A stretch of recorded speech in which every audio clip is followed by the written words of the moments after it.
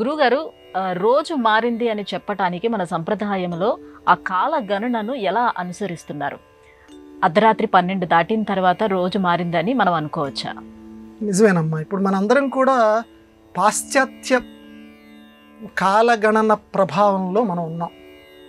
అంటే ఇప్పుడు మనందరం కూడా తప్పనిసరి ఈ రైలు రిజర్వేషన్స్ కానీ ఇలాంటివి చేయించుకుంటున్నాం. వాళ్ళు ఏంటంటే 12 గంటలు, అర్ధరాత్రి 12 గంటలు దాటింది అని అంటే వాళ్ళు రోజు మారి కింద లెక్క. అందుకే ఒక్కొక్కసారి రిజర్వేషన్ చేసుకోవడంలో పొరపాట్లు కూడా చాలామందికి వస్తూ ఉంటాయి. మనకి వాళ్ళకి వచ్చేటువంటి ఆ మధ్య ఆ వ్యత్యాసాన్ని జాగ్రత్తగా గమనించాలి. మనదేంటంటే మన సంప్రదాయం ఉదయం వారం, మన సంప్రదాయంలో చెప్పినటువంటి మాట ఉదయం వారం అంటే సూర్యుడి యొక్క ఉదయం ఈ రోజు ఎప్పుడు జరిగిందో అప్పటి నుంచి మరుసటి రోజు సూర్యోదయం ఎంతవరకు ఉందో దానిని రోజు కింద మనం లెక్క పెడతాం.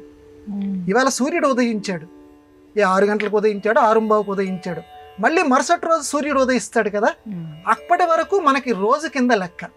ఈ అర్ధరాత్రుల లెక్కలు మనకి లేదు. కానీ పాశ్చాత్యులు మాత్రం ఈ అర్ధరాత్రుల లెక్కలు వాళ్ళకు ఉన్నాయి.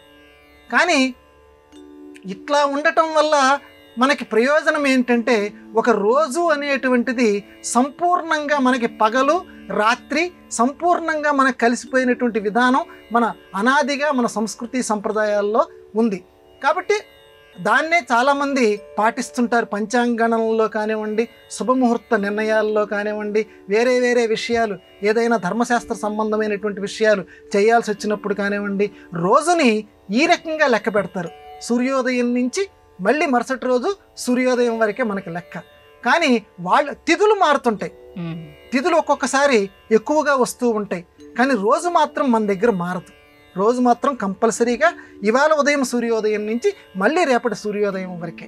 ఆ రకంగా మన సంస్కృతిలో కలిసిపోయింది అది.